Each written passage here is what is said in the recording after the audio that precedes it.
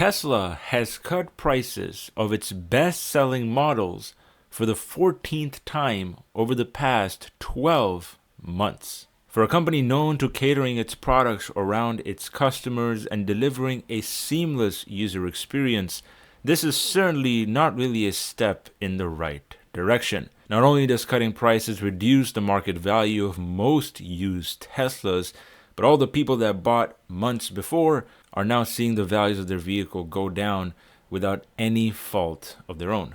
Many people on social media argue that this is just a normal course of events and that reducing the cost of EVs is the ultimate goal. However, reducing the cost 14 times in 1 year isn't necessarily doing more good than it is doing damage.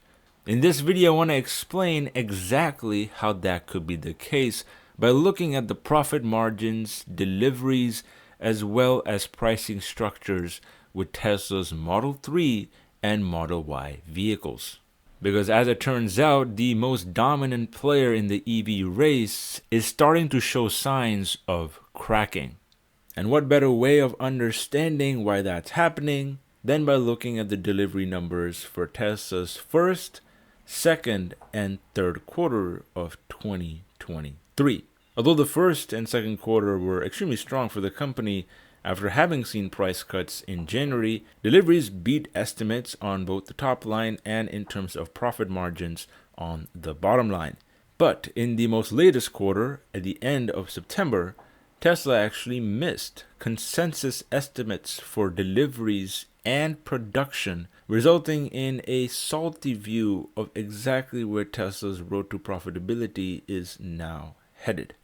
Now, to anybody who understands economics and business, this should not be of a big surprise. After a couple of years of drastic growth, which is pretty abnormal in the auto industry, you are going to see a stagnation in that growth rate.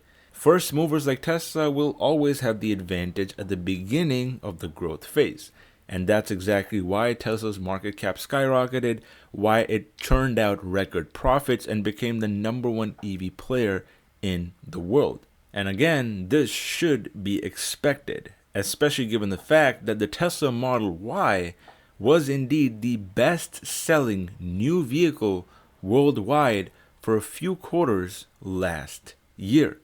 That is an incredibly high ranking to hold on to in such a competitive market. And as new oncomers come into the space with their own manufacturing efficiencies, as well as new products catered to newer customers, the brand image that Tesla has established for itself is going to start revolving more and more around its software and its full self-driving capability.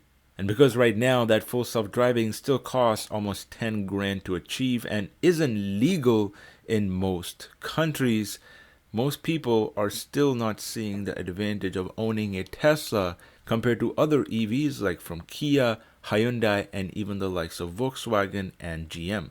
And well, what happens when a company is using a direct-to-consumer sales model and witnessing slowing demand? Price cuts. And these are not any ordinary price cuts.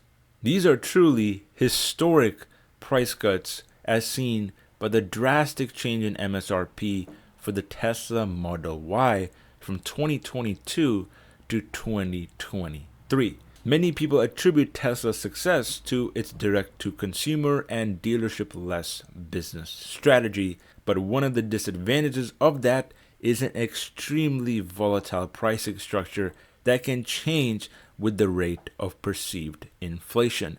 That is a 25% cut in the MSRP of the vehicle in less than 10 months.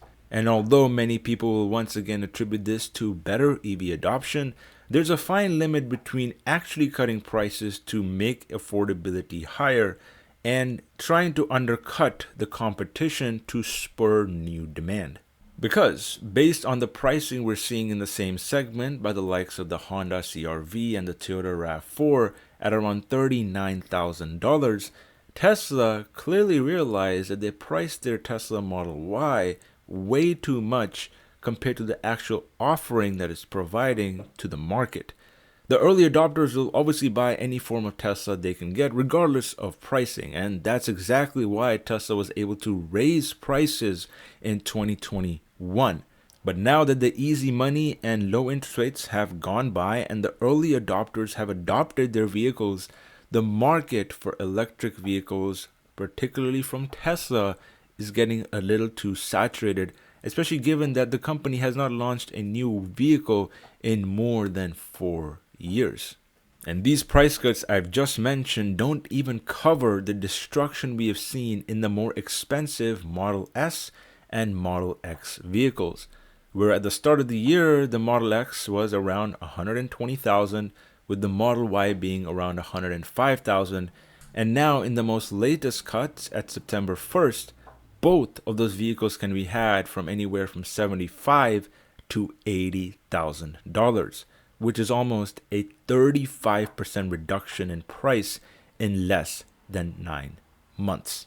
There's no sugarcoating this, but that price cut is going to put an undeniable salt in most customers who had bought vehicles over the past 12 months and most likely had helped Tesla reach its delivery and profit targets that it did over the past 2 years. And unfortunately, as I just said, this is a result of using a direct-to-consumer model where Tesla does not use any third party to deliver or market its vehicles to the end user. Although through a traditional dealership, you will have to pay a markup of anywhere from 5 to 10 grand. When the MSRP of your vehicle that you just paid for through Tesla's website declines by 25% in less than a year, that markup doesn't seem so bad on the surface, especially considering the fact that the used vehicle market typically tries to go ahead of where pricing is going and potentially results in even more price appreciation for Model 3 and Model Y vehicles. And since most Wall Street estimates for the third quarter came in higher than what Tesla actually delivered, it seems like the consumer is not as elastic to this price cut as Tesla had initially expected, which is exactly why they're slowly shaving 2 to 4 grand off every couple of months. And let's be honest here, if Tesla's goal was really to put out the most affordable electric vehicle on the market, then they would have stuck with the $35,000 starting price for the Model 3 that they initially had put out. But instead, they raised prices during 2021, obviously trying to cater to increasing their profit margins at the expense of affordability to the consumer. And now those changes are essentially reverting back to the downside in a potentially unexpected and more aggressive shift than most people had expected. If you're new to electric vehicles and want to buy a Tesla, then obviously right now is a great time to do so. But if you're already a Tesla Model 3 or Model Y owner, then you clearly are getting screwed by Tesla's business antics. This isn't necessarily a bad thing for the company, obviously. They are simply adjusting to what's happening in the economic environment. The only fact of the matter is that there's obviously downsides and upsides to the strategy that Tesla uses to sell its vehicles, which definitely is not the norm for the auto industry. What do you guys think, folks? Are Tesla's price cuts going to continue going into the end of the year, or have we seen the worst of what we could have expected? As usual, let me know your thoughts down in the comment section below. Thank you very much for watching, and I'll catch you guys in the next one. Take care.